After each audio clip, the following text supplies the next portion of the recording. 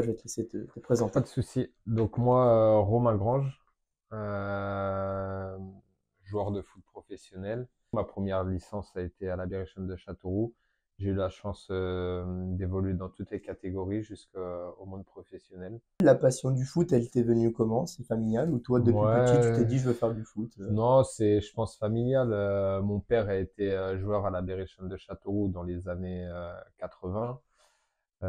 Forcément, je suis né en 1988. Mon père était entraîneur aussi dans un club du département.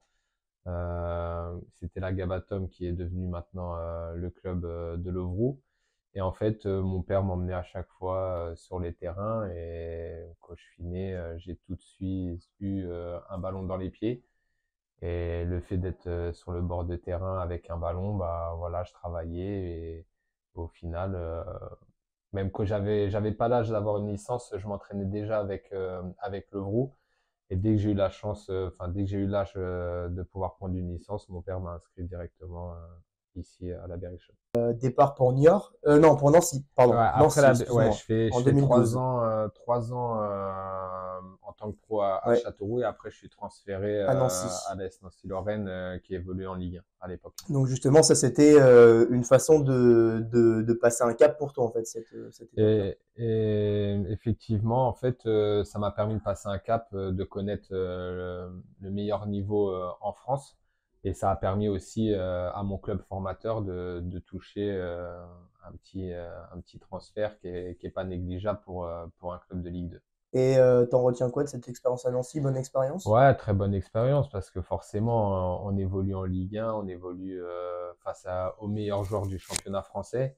Après, voilà, ce qui est dommage, c'est qu'avec Nancy, on descend sur cette année-là et voilà, ça m'a permis d'évoluer en Ligue 1 qu'une année. J'aurais aimé jouer un peu plus longtemps en Ligue 1. Est-ce que tu as senti du coup des différences entre le football français et le football belge quand tu es parti à Charleroi du coup? Au niveau, au niveau qualité individuelle, alors le championnat belge est moins connu que le championnat français, mais il y a quand même de très très belles équipes, des belles ambiances dans les stades. Et voilà, moi je trouve que c'est un championnat en devenir, le championnat belge. Quand on est jeune, c'est intéressant d'aller dans ce championnat-là parce que on peut vite évoluer dans les meilleures équipes belges et après on peut être vite repéré par des grands clubs européens. Je peux donner des exemples, par Bien sûr. exemple Osimhen qui était à Charleroi avec moi qui a débuté à Charleroi, enfin qui était prêté par Wolfsburg, je crois, club allemand. Et il est venu à Charleroi. Il était méconnu. Il a fait une très belle saison. Il a été transféré à Lille. Et aujourd'hui, on voit ce qu'il fait en Europe. Il est reconnu et ça devient un des meilleurs attaquants européens. Donc c'est intéressant ce que tu dis parce que même en étant dans des championnats, même en D1 de pays où on a moins de visibilité, on peut Mm. quand même On réussir peut quand au même boulot. réussir parce que voilà, le championnat belge, comme je l'ai dit, hein, il est moins connu que les autres. Mais mine de rien, il y a des bons coups à faire sur les joueurs et je pense que des clubs européens qui ont peut-être un peu moins de moyens vont venir prendre des bons joueurs du championnat belge, vont les faire travailler correctement et on voit aujourd'hui Osimhen quand il est à Charleroi, je pense qu'il est transféré aux alentours de 13 millions d'euros. Mhm. Il signe à Lille et il est revendu, je crois, un peu plus de 60 millions d'euros. Donc, preuve que les Belges avaient vu son niveau. C'est ça. Et après, les autres clubs ont pu en profiter, notamment Lille a pu en profiter sur un plus gros transfert. En 2019, donc retour à la Berrichonne. Donc ça y est, peut-être comment tu l'as pris ce retour? C'était une façon de, ouais, de boucler la boucle un peu pour toi? Bah, honnêtement, je savais que j'allais revenir à la Berrichonne de Ok. Châteauroux. À quel moment de ma carrière, je ne savais pas trop. Au moment de repartir à Charleroi, c'était la préparation. Ma femme et mes filles restaient sur Châteauroux. Et en fait, c'est mes filles qui m'ont fait la réflexion, ouais, papa, on aimerait bien rester sur Châteauroux. Donc à ce moment-là, je suis parti seul en prépa. J'ai vu comment ça allait se passer. J'ai senti que j'allais pas forcément beaucoup jouer en Belgique.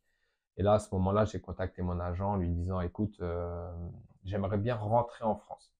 Et du coup, en discutant un peu avec Châteauroux, mon agent me dit, écoute, il cherche un milieu de terrain offensif. C'était un profil qui les intéresse. Et moi, tout de suite, quand il m'a dit Châteauroux, j'ai dit, écoute, à fond, moi j'ai envie de rentrer à la maison. Tu es passé dans des clubs quand même de renom du football français, entre Nancy, Niort, qui est le club plus de matchs Mm. disputés en Ligue 2, Châteauroux qui fait partie du top 3 aussi, et qui aujourd'hui sont tous passés par des gros soucis financiers et la DNCG ne les a pas loupés. Quelle vision, toi, maintenant que tu as arrêté complètement le football, en tout cas sur le terrain, tu portes sur sur le football actuel? Sur le football actuel, c'est difficile parce qu'aujourd'hui, voilà, le nerf de la guerre, c'est l'argent. On voit que beaucoup de clubs sont en difficulté financière. Alors, est-ce que c'est dû à l'épidémie du Covid aussi? Peut-être. C'est peut-être un retour de cette épidémie, je sais pas trop.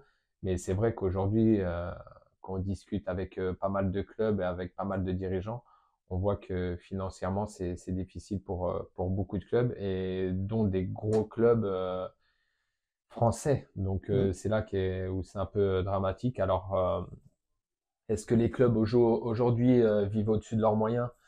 Peut-être.